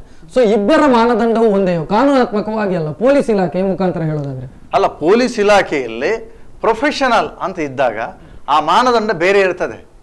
ಸೊ ಇಲ್ಲಿ ಅನ್ವಯ ಆಗ್ಲಿಲ್ಲ ಹಾಗಾದ್ರೆ. ಒಂದು ನಿಮಿಷ ಅಲ್ಲ, ನಾವು ಇಲ್ಲಿ ವಿಚಾರವನ್ನ ಸ್ಪಷ್ಟತೆ ಏನಂದ್ರೆ ಇಲ್ಲಿ ಅನ್ವಯ ಆಗ್ಬೇಕು ಆಗ್ಬಾರ್ದು. ಇಲ್ಲಿ ಏನಾಗಿದೆ, ಕೋರ್ಟಿನ ವಿಚಾರಣೆಗೆ ಬಂದಿಲ್ಲ ಅನ್ನೋದು ಅನ್ವಯ ಆಗಿಲ್ಲ ಅಂತ ಹೇಳುದಲ್ಲ. ಒಂದು ವಿಚಾರಣೆಗೆ ಬರದಿರುವಂತದ್ದು, 2 ಇಲ್ಲ. ಪೊಲೀಸರದ ಕೆಲಸ ಏನ್ ಹೇಳಿದ್ರೆ ಆರೋಪಿಗಳ ಮೇಲೆ ಕಣ್ಣಿಡಿಯೋದು ಮತ್ತೆ ಗೂಂಡಾಗಳ ಮೇಲೆ ಕಣ್ಣಿಡಿದು ಅವ್ರದ್ದು ಕರ್ತವ್ಯವೂ ಕೂಡ. ಯಾಕಂದ್ರೆ ಅವರ ಏನು ಡ್ಯೂಟಿಗಳಲ್ಲಿ ಅದು ಕೂಡ ಇರ್ತದೆ. ಇವರು ಏನು ಇನ್ನೂ ವಿಚಾರಣೆಗೆ ಇಷ್ಟು ಕೋರ್ಟ್ಗಳಲ್ಲಿ ಇದೆ, ಅವರನ್ನು ತಂದು ಕೋರ್ಟ್ಗೆ ಹಾಜರುಪಡಿಸುವುದು ಪೊಲೀಸರ ಕೆಲಸ. ಇಷ್ಟೆಲ್ಲ ಕೆಲಸ ಈಗ ಇವರು ವಾರಂಟ್ ಹೊರಡಿಸಿದ ನಂತರ ಒಂದು ನಿಮಿಷ, ಈಗ ಈ ವಿಚಾರಣೆಗೆ ಹಾಜರುಪಡಿಸುವುದು ಅಂತ ಇರುವುದು ಯಾವಾಗ? ಜೈಲಿನಲ್ಲಿರುವಾಗ. ವಿಚಾರಣೆಗೆ ನಾನು ಹಾಜರಾಗುವುದು ಅಲ್ಲ, ಕಣ್ಣೆದುರಿಗೆ ಇರುವಾಗ ಪ್ರೊಫೆಷನಲ್ ಪೊಲೀಸರಿಗೆ ಪರ್ಟಿಕ್ಯುಲರ್ ಡೇಟ್ ಅಲ್ಲಿ ಈ ವ್ಯಕ್ತಿ ವಿಚಾರಣೆಗೆ ಹಾಜರಾಗುವುದಿಲ್ಲ ಅಂತ ಹೇಗೆ ಗೊತ್ತಿರುತ್ತೆ? ಗೊತ್ತಾಗಲ್ಲ. ಹಾಜರಾಗದೆ ವಾರಂಟ್ ಆದಾಗ ಇರಬೇಕಾದಂತದ್ದು ನಾನು ಒಬ್ಬ ವಕೀಲರಾಗಿ ಹೇಳುದಿದ್ರೆ ನಮ್ಗೆ ಏನಿರುತ್ತೆ, ನಮ್ ಪ್ರಾಕ್ಟಿಕಲ್ ಹೇಗಿರ್ತದೆ, ಒಂದು ಡೇಟ್ ಇರುತ್ತೆ, ಜಾಮೀನ್ ಮಾಡಿಕೊಡ್ತೀವಿ, ಎಲ್ಲ ಹೋಗಿರ್ತಾರೆ. ಹೋದ್ಮೇಲೆ ಅವ್ರು ಇಂಡಿಪೆಂಡೆಂಟ್ ಆಗಿರ್ತಾರೆ. ಅವರು ಜಾಮೀನಲ್ಲಿ ಹೋಗಿರುವಂತ ಉದ್ದೇಶ ಏನು? ಸ್ವತಃ ಸಮಾಜದಲ್ಲಿ ಗೌರವಪೂರ್ವಕವಾಗಿ ಜೀವನ ನಡೆಸಲಿಕ್ಕೆ ಅಲ್ಲ. ನಾವು ಕಾನೂನಿನಲ್ಲಿ ಏನಿರುತ್ತೆ ಈಗ ನಾವು ಪೂರ್ವ ನಿರ್ಧಾರ ಮಾಡುವಂಥದ್ದಲ್ಲ. ಇಲ್ಲಿ ಮಲಬಾರಿಯಲ್ಲಿ ಏನಂದ್ರೆ ಕನ್ವಿಕ್ಟೆಡ್ ಅಂತ ಇದ್ದಾನೆ. ಕನ್ವಿಕ್ಟೆಡ್ ಆಗಿದ್ದಾಗ ಅವರ ಫಾಲೋಅಪ್ ಬೇಕೇ ಬೇಕು. ಅದು ಅಲ್ಲ ಅಂತ ಹೇಳಿ ಕಾನೂನು ಬಗ್ಗೆ ಮಾತಾಡ್ತಾ ಕೂತ್ರೆ ಈಗ ಪೊಲೀಸರು ಒಂದು ಮರ್ಡರ್ ಆಗ್ತದೆ ಹಾಕ್ತಾನೆ ಹೇಳುವಾಗ ನಾವು ಚೂರಿ ಹಾಕದೆ ಅದಕ್ಕೆ ಇದಾಗುದಿಲ್ಲ, ನಾವು ತಡಿಲಿಕ್ಕೆ ಹೋಗುದಿಲ್ಲ. ಬಟ್ ಅವ್ರಿಗೆ ತಡಿಬೇಕಂತ ಇದಲ್ಲ. ಬಟ್ ಇವರು ಹೋಗ್ತಾರೆ. ಯಾಕಂದ್ರೆ ಕೆಲಸ ತಡೆಯುವಂಥದ್ದು ಅವನು ಪೊಲೀಸನ ಕರ್ತವ್ಯ. ಇದು ಅವರನ್ನು ಆರೋಪಿಯನ್ನು ಬಂಧಿಸುವುದು ಮಾತ್ರ ನಮ್ಮ ಕರ್ತವ್ಯ ಅಂತ ಪೊಲೀಸರು ಹೇಳ್ತಾರೆ. ಇವರು ಅಲ್ಲಿವರೆಗೆ ಕಾದು ನಂತರ ಹೋಗುದು ಅಂತ ಹೇಳಿ ಸಾಧ್ಯ ಆಗುದಿಲ್ಲ. ಅಂದ್ರೆ ಇಲ್ಲಿ ಏನ್ ಹೇಳಿದ್ರೆ ಅಂತ ಆರೋಪಿಯನ್ನ ಇವರು ನಾಳೆ ಏನು ಅವನ ವಿಚಾರಣೆಗೆ ಇವನು ತಲೆಮರೆಸ್ಕೊಂಡ್ರೆ ಅಥವಾ ಎಲ್ಲಿಗೆ ಹೋದ್ರೆ ಇವರು ಪೊಲೀಸರದೇ ಕೆಲಸ. ಗುಪ್ತಚರ ಇಲಾಖೆ ಅನ್ನುವಂಥದ್ದಿದೆ, ಅವರಾದ್ರೂ ಮಾಡ್ಬೇಕಿತ್ತಲ್ಲ. ಬೇಲು ಪಡೆದ ನಂತರ ಒಬ್ಬ ಸೀರಿಯಸ್ ಅಕ್ಯೂಸ್ ಅನ್ನ ಅವನ ಪಾಡಿಗೆ ಅವನನ್ನ ಬಿಟ್ಟದ್ದು ಸರಿಯೋ ತಪ್ಪೋ? ಪೊಲೀಸ್ ಇಲಾಖೆ ಅಲ್ಲ, ಬಿಟ್ಟಿದ್ದಾರಾ ಇಲ್ವೋ ಅನ್ನೋದು ಇನ್ನಷ್ಟೇ ಸದ್ಯದ ಮಾಹಿತಿಯ ಪ್ರಕಾರ ಅಷ್ಟೇ ಪೊಲೀಸರು ಕೊಡ್ತಾ ಇರುವಂತದ್ದು ಅಷ್ಟೇ. ಅಲ್ಲ, ಜುಲೈ 26ಕ್ಕೆ ವಾರಂಟ್ ಆಗಿದೆ. ಇವ್ರ ಹತ್ರ ಕೇಳಿದ್ರೆ ನಮ್ಗೆ ಗೊತ್ತಿಲ್ಲ, ತಲೆಮರೆಸಿಕೊಂಡಿದ್ದ ಅಂತ ಹೇಳ್ತಾರೆ. ಅದರ ಅರ್ಥ ಏನ್ ಹೇಳಿದ್ರೆ ಇಲ್ಲ, ಇವರ ಕೈ ಸಿಗ್ತಾ ಇಲ್ಲ ಅಂತ. ಇಲ್ಲಿ ಏನಾಗತ್ತೆ ಈ ಪ್ರಸ್ತುತ ಪ್ರಕರಣ ಒಟ್ಟು ಘಟನೆಗಳನ್ನ ನಾವು ನೋಡಿದಾಗ ಈತನ ಮಧ್ಯೆ ಪತ್ರಕರ್ತರು ಹೇಳಿದಾಗೆ ಒಬ್ಬ ಇನ್ಸ್ಪೆಕ್ಟರ್ ಜೊತೆ ವೈಯಕ್ತಿಕ ದ್ವೇಷದ ಮೇಲೆ ಹೇಳಿಕೊಟ್ಟಿದ್ದಾರೆ. ಇಲ್ಲಿ ಏನಾಗತ್ತೆ, ಒಂದು ವಿಚಾರಣೆಗೆ ನಾನು ಅದನ್ನೇ ಹೇಳಲಿಕ್ಕಿರುವಂಥದ್ದು, ನಮ್ಮಲ್ಲಿ ಆರೋಪಿಗಳಿರ್ತಾರೆ, ಒಂದು ವಿಚಾರಣೆ, 2 ವಿಚಾರಣೆ, 3 ವಿಚಾರಣೆಗೆ ಹಾಜರಾಗುವುದಿಲ್ಲ ಅಲ್ವಾ? ಈಗ ಒಂದು ವಿಚಾರಣೆಗೆ ಹಾಜರಾಗದ ದಿವಸ ಇನ್ನೊಂದು ಪ್ರಶ್ನೆ ಬರುತ್ತೆ. ವಕೀಲರು ಹೋಗಿ ಆತನ ಎಕ್ಸೆಂಪ್ಷನ್ ಪಿಟಿಷನ್ ಇವತ್ತು ಆತನಿಗೆ ಬರ್ಲಿಕ್ಕೆ ಆಗಿಲ್ಲ ಅಂತ ಹಾಕುವಂತ ಅಧಿಕಾರ ಇದೆ. ಇಂಥ ಒಂದು ಅಪ್ಲಿಕೇಶನ್ ಹಾಕಿದ್ದಾರಾ, ಇಲ್ಲಿ ತುಲನೆ ಮಾಡಬೇಕಾದ ಇಲ್ಲಿ. ಮೂರನೇ ಪ್ರಶ್ನೆ ಏನ್ ಬರತ್ತಂದ್ರೆ, ಹಾಕಿದ ಮೇಲೆ ಆತನ ಅಪ್ಲಿಕೇಶನ್ ಕನ್ಸಿಡರ್ ಮಾಡದೆ ಇಲ್ಲ ಈ ಜೆನ್ವಿನಿಟಿ ಇಲ್ಲ, ಹಾಗೆ ವಾರಂಟ್ ಇಶ್ಯೂ ಮಾಡಬಹುದು ಅಂತ ಮಾಡಿದ್ಯಾ ಕೋರ್ಟು ಅಲ್ವಾ? ಇಷ್ಟು ಒಂದು ವಿಚಾರಣೆಗೆ ಹಾಜರಾಗಿಲ್ಲ, ಇನ್ನು ಬೇರೆ ಕೇಸುಗಳಿಲ್ಲ ಇದೆ. ಒಂದು ಹೇಳ್ತೇನೆ, ಇಲ್ಲಿ ಏನಾಗುತ್ತೆ, ಒಂದು ವಿಚಾರಣೆಗೆ ಹಾಜರಾಗದ ಹಿನ್ನೆಲೆಯಲ್ಲಿ ಇಲ್ಲಿ ಪೊಲೀಸ್ ಇಲಾಖೆಯಲ್ಲೇ ಯಾವುದೋ ಒಬ್ಬ ಅಧಿಕಾರಿ ಇದನ್ನು ಕ್ರಿಯೇಟ್ ಮಾಡ್ಲಿಕ್ಕೂ ಸಾಕು ಅಂತ ನಾನು ಹೇಳುವಂಥದ್ದು. ಜಿತೇಂದ್ರ ಅವರೇ, ಬಹುಶಃ ಆತ ಜೈಲಿನಲ್ಲಿ ಇದ್ದಾಗಲೇ ಪಾಸ್ಪೋರ್ಟ್ ಮಾಡಿಸ್ಕೊಂಡಿದ್ದ ಅನ್ನುವಂಥದ್ದೊಂದು ಮಾಹಿತಿ. ಅಂದ್ರೆ ಆತ ಕೊಲ್ಲಿ ರಾಷ್ಟ್ರಗಳಿಗೆ ಪರಾರಿ ಆಗಿರುವಂತ ಸಾಧ್ಯತೆಗಳು ಇದೆಯಾ ಅನ್ನುವಂಥದ್ದು. ಈಗ ಇವರು ಪೊಲೀಸ್ ಒಬ್ಬರು ಕ್ರಿಯೇಟ್ ಮಾಡಿದ್ರ ಬಗ್ಗೆ ಹೇಳಿದ್ರು. ಈಗ ಪೊಲೀಸ್ ಕ್ರಿಯೇಟ್ ಯಾಕೆ ಮಾಡ್ತಾನೆ, ಯಾಕೆ ಬೆದರಿಕೆ ಕೊಟ್ಟಿನ ನಾನು ಕೊಲ್ತಾನೆ ಅಂತ. ಕೊಲ್ಲುವವನ ಬಗ್ಗೆ ಆತರ ಅವರು ಕ್ರಿಯೇಟ್ ಮಾಡಿದ್ರು ತಪ್ಪಲ್ಲ. ಈಗ ನನ್ನನ್ನು ಕೊಲ್ತಾನೆ ಅಂತ ಆದ್ರೆ ಅವ ಕೊಲ್ಲುವ ವ್ಯಕ್ತಿಯಿಂದ ಒಂದು ನಂಬಿಕೆ ಬರ್ಬೇಕಾದ್ರೆ ಒಬ್ಬ ಪೊಲೀಸ್ ಅಧಿಕಾರಿಗೆ ಅವಷ್ಟು ದೊಡ್ಡ ಡಾನ್ ಆಗಿರ್ಲೇಬೇಕಲ್ವಾ? ಹಾಗಾದ್ರೆ ಅವನು ಆ ತರ ಹೆದರಿಕೆ ಇಲ್ದಿದ್ರೆ ಯಾಕೆ ಅವನ ಮೇಲೆ ಈ ತರ ಪುಕಾರೊಬ್ಬಿಸೋದು, ಒಂದು ಪಾಯಿಂಟ್. ಇನ್ನೊಂದು, ಈಗ ಯಾರು ನಮ್ಮ ಈ ರಶೀದ್ ಮಲ್ಬಾರಿ ಏನು ಇನ್ಸ್ಪೆಕ್ಟರ್, ನೀವು ಯಾವ ಕ್ವಶನ್ ಕೇಳಿದ್ರಿ? ಎಸ್, ಅಂದ್ರೆ ಆತ ಜೈಲಿನಲ್ಲಿ ಇರುವಾಗಲೇ ಪಾಸ್ಪೋರ್ಟ್ ಮಾಡಿಸ್ಕೊಂಡಿದ್ದ, ಕೊಲ್ಲಿ ರಾಷ್ಟ್ರಗಳಿಗೆ ಪರಾರಿ ಆಗಿರುವಂತ. ಇಲ್ಲ, ಈಗ ಕೊಲ್ಲಿ ರಾಷ್ಟ್ರಗಳ ಬಗ್ಗೆ ನಾನು ಹೇಳೋದಾದ್ರೆ ಆತ ಪರಾರಿ ಆಗಿದ್ದಾನಂತ ಹೇಳಲಿಕ್ಕೆ ಏನು ಸಾಧ್ಯತೆ ಇಲ್ಲ, ಖಚಿತತೆ ಇಲ್ಲ. ಬಟ್ ಅವ ಭೂಗತ ಆಗಿದ್ದಾನೆ. ಅಂದ್ರೆ ಇಲ್ಲಿ ಇವರ ಪೊಲೀಸರ ಕಣ್ಣಿಗೆ ಆಗ್ಲಿ ಅಥವಾ ಅವರ ಸಹವರ್ತಿಗಳ ಕುಟುಂಬದವರ ಯಾರು ಅವನು ಸಿಗ್ತಾ ಇಲ್ಲ. ಪೊಲೀಸರು ಹೇಳ್ತಾರೆ ತಲೆಮರೆಸಿಕೊಂಡಿದ್ದಾನೆ ಅಂತ. ಸೊ ಅವ ಎಲ್ಲೋ ಒಂದು ಗುಪ್ತ ನೆಲೆಯಲ್ಲಿ ಇದ್ದಾನೆ ಈಗ. ಅಂದ್ರೆ ಅವ ಇಷ್ಟು ಚಲಾಕಿಯಿಂದ ಅವನು ವಿದೇಶಕ್ಕೆ ನಕಲಿ ಪಾಸ್ಪೋರ್ಟ್ ಮಾಡಿದ್ ಹೋಗಿರಲೂಬಹುದು, ಹೋಗಿದ್ದಾನಂತ ಹೇಳಿಕ್ಕಾದ್ರು. ಇನ್ನೂ ಒಂದು ಕೆಲವರು ಹೇಳಿದ್ರೆ ಪೊಲೀಸರೇ, ಅಂದ್ರೆ ಇವರ ಕಡೆಯವರು, ರಶೀದ್ ಮಲ್ಬಾರಿ ಕಡೆಯವರಿಗೆ, ಅಂದ್ರೆ ಅವರಿಗೆ ಅವನ ಸಿಕ್ಲಿಲ್ಲ, ಅವನ ಏನು ಟಚ್ ಸಿಕ್ಲಿಲ್ಲ ಅಂತ ಹೇಳಿದ್ರೆ ಪೊಲೀಸರು ಯಾರೋ ATS ಪೊಲೀಸರು ಕರ್ಕೊಂಡು ಹೋಗಿದ್ದಾರೆ, ಅವನನ್ನು ತೆಗೆದು ಬಿಡುವ ಚಾನ್ಸು ಇದೆ ಅಂತ ಅವರು ಆ ರೀತಿಯ ಒಂದು ವಾದವಿದೆ. ಬಟ್ ಈಗ ಏನ್ ಹೇಳಿದ್ರೆ, ಈಗ ಅಟ್ ಪ್ರೆಸೆಂಟ್ ಅವನು ಭೂಗತ ಆಗಿದ್ದಾನೆ. ಪೊಲೀಸರಿಂದಲೋ ಅಥವಾ ಅವನಾಗಿಯೋ ಅಥವಾ ವಿದೇಶದಿಂದ ಹೋಗಿಯೋ ಅಲ್ಲಿ ಸಿಗ್ತಾ ಇಲ್ಲ. ಅವನು ಬೇಕಾದವರಿಗೆ ಸಿಗ್ತಾ ಇರ್ಬೋದು, ನಮಗೆ ಮಾಹಿತಿ ಕೊಡುವವರಿಗೆ ಅಥವಾ ಸಮಾಜಕ್ಕೆ ಮಾಹಿತಿ ಕೊಡುವವರಿಗೆ ಅವ್ರು ಸಿಗ್ತಾ ಇಲ್ಲ. ಒಟ್ಟಾರೆಯಾಗಿ ಪೊಲೀಸರಿಂದ ಇವರೆಲ್ಲರಿದನ್ನ ಅವ ಕಣ್ ತಪ್ಪಿಸಿಕೊಂಡಿದ್ದಾನೆ. ಅದೊಂದು ಮಾತ್ರ ನಾವು ಗ್ಯಾರಂಟಿ ಹೇಳ್ಬೋದು. ಅಂದ್ರೆ ಮುಂದಿನ ದಿನಗಳಲ್ಲಿ ಅಂದ್ರೆ ಆತ ತಪ್ಪಿಸಿಕೊಂಡಿದ್ದೇ ಹೌದಾದ್ರೆ ಅಪಾಯಗಳು ಈ ಜಿಲ್ಲೆಗೆ ಯಾವ ರೀತಿ ಅಪಾಯಗಳಿದೆ ಅನ್ನುವಂಥದ್ದು. ಜೈಲಿನಲ್ಲಿ ಇಟ್ಟುಕೊಂಡೆ ಮುಸ್ಲಿಂ ಭೂಗತ ಜಗತ್ತನ್ನ ಕಂಟ್ರೋಲ್ ಮಾಡ್ತಾ ಇದ್ದ. ಯಾಕೆ ಹೇಳಿದ್ರೆ ಜೈಲಿನಲ್ಲಿ ಇರುವಾಗಲೇ ಇಲ್ಲಿ ಕಾಂಚನ್ ಮರ್ಡರ್ ಆಯ್ತು, ಆಮೇಲೆ ಕೋಮು ಗಲಭೆ ಒಳಗಡೆ ಜೈಲಿನ ಒಳಗೆ 2 ಕೋಮುಗಳ ನಡುವೆ ಸಂಘರ್ಷಗಳಾಯ್ತು, ಗಲಾಟೆ ಆಯ್ತು. ಇನ್ನು ಮುಂದಕ್ಕೆ ಹೊರಗೆ ಬಂದ ಮೇಲೆ ಪೊಲೀಸ್ ಅಧಿಕಾರಿಯನ್ನು ನೋಡ್ಕೊಳ್ಳು ಅಂತ ಹೇಳಿದ್ದಾನೆ. ಸೊ ಅವ ಬುದ್ಧಿವಂತ, ಅವನು ಚಾಣಾಕ್ಷ ಆಗಿದ್ರೆ ಪೊಲೀಸ್ ಅಧಿಕಾರಿಯನ್ನ ಏನು ಮಾಡ್ಲಿಕ್ಕೆ ಇಲ್ಲ. ಯಾಕಂದ್ರೆ ಅವನು ಪೊಲೀಸರನ್ನು ಬಿಟ್ಟರೆ ಮತ್ತೆ ಇವರನ್ನ ಜಾಯಮಾನ ಎಷ್ಟು ಡಾನ್ ಆದ್ರು ಮಂಗಳೂರಿನಲ್ಲಿ ಬೇರೆ ಕಡೆ ಡಾನ್ ಆಗ್ಬೋದು. ಇವನಿಗೆ ಮಂಗಳೂರಿನಲ್ಲಿ ಡಾನ್ ಆಗ್ಬೇಕಂತಾದ್ರೆ ಇಲ್ಲಿ ಕೋಮು ಗಲಭೆ ಸುಲಭದಷ್ಟೇ. ಯಾಕಂದ್ರೆ ಈಗಲೂ ಮೊನ್ನೆ ಒಬ್ಬರ ದನ ಸಾಗಾಟ ಮಾಡೋರನ್ನು ಹೊಡೆದ್ರು, ಇವರು ಇನ್ನೊಂದು ಕಡೆ ತಾಲಿಬಾನ್ ಹಾಗೆ ಹೊಡಿತಾರೆ. ಹೀಗೆ ಇಂಥ ಸುಲಭದಲ್ಲಿ ಅವರನ್ನು ಬೇಳೆ ಬೇಯಿಸ್ಕೊಳ್ಳುವಂಥ ಒಳ್ಳೆ ಅವಕಾಶ ಆಗಿದೆ. ಹಾಗಾಗಿ ಇವನ್ ಏನು ಮಾಡೋದಿದ್ರೆ ಮಂಗಳೂರು ಮತ್ತೆ ಒಳ್ಳೆ ಫಲ ಬರಿತಾ ಇದೆ. ಈಗ ಹಣಕಾಸು, ಬಿಲ್ಡಿಂಗ್, ರಿಯಲ್ ಎಸ್ಟೇಟ್, ಯಾರೋ ವಿಕ್ಕಿ ಶೆಟ್ಟಿ, ಇನ್ನೊಬ್ರು ರವಿ ಪೂಜಾರಿ, ಹಾಗೆ 4-5 ಜನ ಹಪ್ತಾ ವಸೂಲಿಯನ್ನ ಮಾಡ್ತಾ ಇದ್ದಾರೆ ಈಗಾಗಲೇ. ಅಲ್ಲ, ಇವನು ದೊಡ್ಡ ಮಟ್ಟದ ಒಬ್ಬ ಡಾನ್ ಆಗಿದ್ರಿಂದ ಇವರೆಲ್ಲರನ್ನು ಸೈಡ್ಗೆ ಹಾಕಿ ಇವನು ಮಾಡಬೇಕಾದ್ರೆ ಇವನು ಸ್ವಲ್ಪ ತಾಕತ್ತು ತೋರಿಸಬೇಕಾಗ್ತದೆ. ಅಂತ ಪ್ರಯತ್ನದಲ್ಲಿ ಮಾಡಬಹುದು ಅಷ್ಟೇ. ತಪ್ಪಿಸಿಕೊಂಡದ್ದು ಹೌದೇ ಅಂತ ಆದ್ರೆ ಮತ್ತೆ ಇಲ್ಲಿನ ಬಿಲ್ಡರ್ಗಳಿಗೆ, ರಿಯಲ್ ಎಸ್ಟೇಟ್ ಉದ್ಯಮಿಗಳಿಗೆ ಫೋನ್ ಆತನ ಕಡೆ ಈಗಾಗಲೇ 4 ಜನ ಇದ್ದಾರೆ ಲಿಸ್ಟ್ ಅಲ್ಲಿ. ಈಗ 5ನೇ ಇವಾಗ ಸಾಮಾನ್ಯದವಲ್ಲ. ಮೊನ್ನೆ ಕೇರಳದಲ್ಲೇ ಯಾವ ಹಾಜಿ ಯಾರೊಬ್ರು ಹಾಜಿ ಮೊಹಮ್ಮದ್ ಅಂತ ಅವ್ರ ಹತ್ರ 13 ಲಕ್ಷ ತಗೊಂಡಿದ್ದಾನೆ. ಯಾಕೆ ಹೇಳಿದ್ರೆ ಅವ್ರ ಮೇಲೆ ಆರೋಪ ಮಾಡ್ತಾ ಇದೆ ಪೊಲೀಸ್ ಗುಪ್ತಚರ ಅವರು.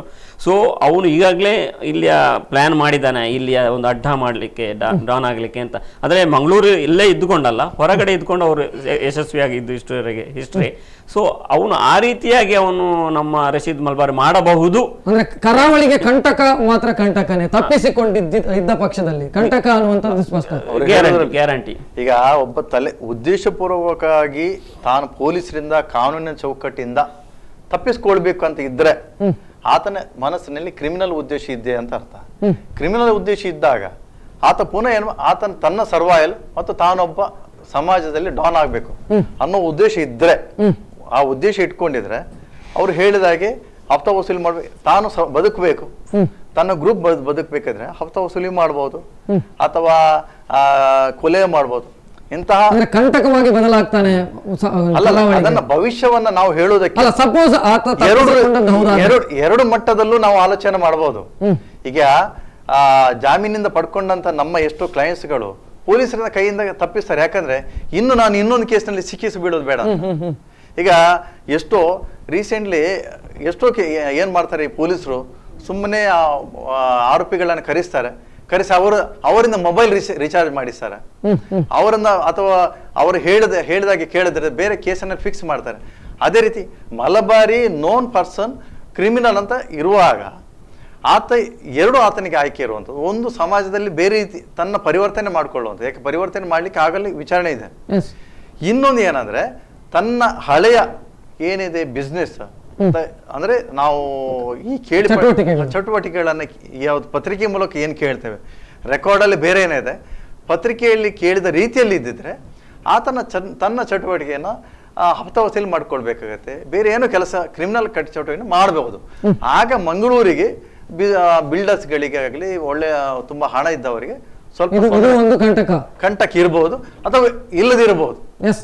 ಕೊನೆಯದಾಗಿ ಜಿತೇಂದ್ರ ಅವರೇ, ಒಂದು ಅಭಿಪ್ರಾಯ ಇರುವಂತದ್ದು, ನೀವು ಈಗಾಗಲೇ ಉಲ್ಲೇಖ ಮಾಡಿದ್ರಿ ಅದನ್ನ, ಮುಂಬೈ ಪೊಲೀಸರಿಗೆ ಹಸ್ತಾಂತರ ಆಗಿರಬಹುದು. ಅಂದ್ರೆ ತಾವು ಕ್ರೈಮ್ ರಿಪೋರ್ಟಿಂಗ್ ಕೂಡ ಮಾಡ್ತಾ ಇದ್ದಂತ ಹಿನ್ನೆಲೆ, ಅಂದ್ರೆ ಇಂಥ ಉದಾಹರಣೆಗಳು ಇದೆಯಾ? ಪೊಲೀಸರು ಆ ರೀತಿಯ ಸೆಟ್ಟಿಂಗ್ಗಳನ್ನ ಮಾಡಿ ಸಮಾಜಕ್ಕೆ ಗೊತ್ತಾಗದ ರೀತಿಯಲ್ಲಿ ಆತನನ್ನ ಮುಂಬೈಗೆ ಸಾಗ ಹಾಕಿ ಅಲ್ಲಿ ATS ಗೆ ಕೊಡುವಂತದ್ದು, ಎನ್ಕೌಂಟರ್ಗಳಿಗೆ ತುಂಬಾ ಸಾಕಷ್ಟು ಇತಿಹಾಸಗಳಿವೆ. ಅವರು ಸಮಾಜ ಘಾತಕ ಅಂತ ಕನ್ಫರ್ಮ್ ಆದ ತಕ್ಷಣ ಅವರನ್ನ ಮುಗಿಸಿ ಬಿಡುದು. ಅದೊಂದು ಪೊಲೀಸ್ ಭಾಷೆಯಲ್ಲಿ ಎನ್ಕೌಂಟರ್ ಅಂತ ಒಂದು ಕಾನೂನು ಘಾತಕಂತ ಬೇಡ, ಘಾತಕ ಅಲ್ಲ ತನ್ನಗೆ ವೈಯಕ್ತಿಕ ದ್ವೇಷ. ರಶೀದ್ ಮಲ್ಬಾರಿಯನ್ನ ನಾನು ಅಮಾಯಕ ಅಂತ ಹೇಳುದಿಲ್ಲ. ಹೆಚ್ಚಿನ ಅವರ ವ್ಯವಹಾರ, ಅವರ ನಡವಳಿಕೆ, ಬಿಹೇವಿಯರ್, ಹಿಂದಿನ ಟ್ರ್ಯಾಕ್, ಕ್ರೈಮ್ ರೆಕಾರ್ಡ್, ಯಾರು ನನ್ನ ಹೆಸರು ಅಥವಾ ಬೇರೆ ಇವರು ಹೆಸರುಗಳನ್ನ ಅಲ್ಲಿ ಮರ್ಡರ್ ಕೇಸಲ್ಲಿ ಹಾಕುದಿಲ್ಲ. ಟ್ರ್ಯಾಕ್ ರೆಕಾರ್ಡ್ ನೋಡುವಾಗ ಅಂಥದ್ರಲ್ಲಿ ಚಾಣಾಕ್ಷ ಡಾನ್ ಎನ್ನುವುದು 100% ಸತ್ಯ. ಮತ್ತೆ ಇಂಥ ಹಿಂದಿನ ರೆಕಾರ್ಡ್ಗಳು ನಮಗೆ ನೋಡ್ಬೋದು. ಬುಲೆಟ್ ಸುಧೀರ್ ಅಂತ ತುಂಬಾ ಎನ್ಕೌಂಟರ್ಗಳಾಗಿದೆ. ಅಂದ್ರೆ ನಾವು ಕಾನೂನಿನ ಪ್ರಕಾರ ಕಾನೂನಿನ ಒಂದು ಅದಕ್ಕೆ ಚೌಕಟ್ಟನ್ನು ಕೊಟ್ಟು ಎನ್ಕೌಂಟರ್ಗಳನ್ನು ಮಾಡ್ತಾರೆ ಪೊಲೀಸರು, ಇಲ್ಲ ಅಂತಲ್ಲ. ಆದ್ರೆ ಈ ವಿಚಾರ ಇದೆಲ್ಲ ಆಗ್ತದೆ ಹೋಗ್ತದೆ ಅಂತ ಗಾಳಿ ಸುದ್ದಿಗಳೇ ವಿನಃ, ಬಟ್ ಅವ ಯಾರಿಗೂ ಸಿಗದೇ ಇರೋದ್ರಿಂದ ಅವ ಭೂಗತ ಆಗಿರೋದು. ಪೊಲೀಸ್ ಇಲಾಖೆಯ ಚಟುವಟಿಕೆಗಳನ್ನು ಅನುಮಾನದ ಕಣ್ಣಿನಿಂದ ನೋಡಬೇಕಾಗುತ್ತೆ ಹಾಗಾದ್ರೆ ಈ ವಿಚಾರ, ಈ ಕೇಸ್ನಲ್ಲಿ. ಅಲ್ಲ, ಅವರ ಮೇಲೂ ಒಂದು ಬರ್ತದೆ. ಈಗ ಹೆಚ್ಚಿನ ಅವರ ಹೊಣೆ ಇರುವುದು ಅವರಿಗೆ, ಮತ್ತೆ ಈ ರೀತಿಯಾಗಿ ಮಾಡುವ ಅವಕಾಶವಿರುವುದು ಅಂತ ಆರೋಪ ಮಾಡಲಿಕ್ಕೆ ಅವಕಾಶ ಯಾರು ನಮ್ಮ ರಶೀದ್ ಮಲ್ಬಾರಿಯ ಕುಟುಂಬದವರಿಗೆ ಪೊಲೀಸರು ತಗೊಂಡೋಗಿದ್ದಾರೆ ಅಂತ ಹೇಳ್ಬೋದು. ಈಗ ಹೆಚ್ಚಿನ ಕೇಸ್ಗಳಲ್ಲಿ ಇವರು ಅಂಡರ್ಗ್ರೌಂಡ್ ಆಗುವ ಸಂದರ್ಭದಲ್ಲಿ ಮನೆಯವರಿಗೆ ಹೇಳುವುದಿರುವುದಿಲ್ಲ, ಆಗ ಅವರು ಹೆಚ್ಚಿನವರು ಪೊಲೀಸ್ ಕರ್ಕೊಂಡು ಹೋಗಿದ್ದಾರೆ ಅಂತ ಸಾಮಾನ್ಯ ಆರೋಪವನ್ನು ಮಾಡ್ತಾರೆ. ಇಲ್ಲೂ ಅದೇ ತರ ಆರೋಪ ಬಂದಿರಬಹುದು, ಅಥವಾ ನಿಜವಾಗ್ಲೂ ತಗೊಂಡು ಹೋಗಿರ್ಬೋದು, ನಮ್ಗೆ ಹೇಳಲಿಕ್ಕೆ ಆಗಲ್ಲ, ನಾವು ಹೇಗೆ ಹೇಳೋದು. ಬಟ್ ಯಾರ ಕೈಗೂ ಸಿಗ್ತಾ ಇಲ್ಲ ಎನ್ನುವುದು ಅದು 100% ಇವತ್ತಿನ ಸತ್ಯ. ಅದು ಕಮಿಷನರೇ ಒಪ್ಪಿಕೊಂಡ್ರು, ನಮ್ಮ ಕೈಗೆ ಸಿಗ್ತಾ ಇಲ್ಲ. ಎಸ್ ಸರ್, ಧನ್ಯವಾದಗಳು ನಮ್ಮ ಡಿಸ್ಕಷನ್ ಅಲ್ಲಿ ಭಾಗವಹಿಸಕ್ಕೆ. ಅದೇ ರೀತಿ ಜಿತೇಂದ್ರ ಅವರಿಗೂ ಕೂಡ ಧನ್ಯವಾದಗಳು. ಎಸ್, ಇದು ಇವತ್ತಿನ ವಿಶೇಷ. ಬಹುಶಃ ರಶೀದ್ ಮಲಬಾರಿ ಪರಾರಿಯಾಗಿದ್ದಾನೆ ಅಂತ ಹೇಳಲಾಗ್ತಾ ಇದೆ. ಸೊ ಎಲ್ಲಿದ್ದಾನೆ, ಏನು ಮಾಡ್ತಾ ಇದ್ದಾನೆ ಅಂತ ಕಮಿಷನರಿಗೂ ಗೊತ್ತಿಲ್ಲ ಅಂತೆ ಪಾಪ. ಸೊ ಮುಂದಿನ ದಿನಗಳಲ್ಲಿ ಆತ ಕೋರ್ಟಿಗೆ ಹಾಜರಾಗ್ತಾನೋ, ನಮ್ಮ ವಕೀಲರು ಹೇಳಿದಾಗೆ ಹಾಜರಾಗುವಂತ ಸಾಧ್ಯತೆಗಳಿದೆಯೋ, ಅಥವಾ ಸಮಾಜಕ್ಕೆ ಮತ್ತೆ ಕಂಟಕವಾಗಿ ಬದಲಾಗ್ತಾನೋ ಗೊತ್ತಿಲ್ಲ. ಒಟ್ಟಿನಲ್ಲಿ ಎಚ್ಚರಿಕೆಯಿಂದ ಇರಬೇಕಾದಂಥದ್ದು ಪೊಲೀಸ್ ಇಲಾಖೆ ಖಂಡಿತ ಎಚ್ಚರಿಕೆಯಿಂದ ಇರಬೇಕಾದಂಥ ಅನಿವಾರ್ಯತೆ ಇದೆ. ಅದು ರಶೀದ್ ಮಲಬಾರಿ ಅಂತ ಕೇಸ್ನಲ್ಲಿ. ಇದು ಇವತ್ತಿನ ವಿಶೇಷ. ನಿಮ್ಮವರ ನಿರಂತರ ಸುದ್ದಿಗಾಗಿ ನೋಡ್ತಾ ಇರಿ ಸ್ಪಂದನ.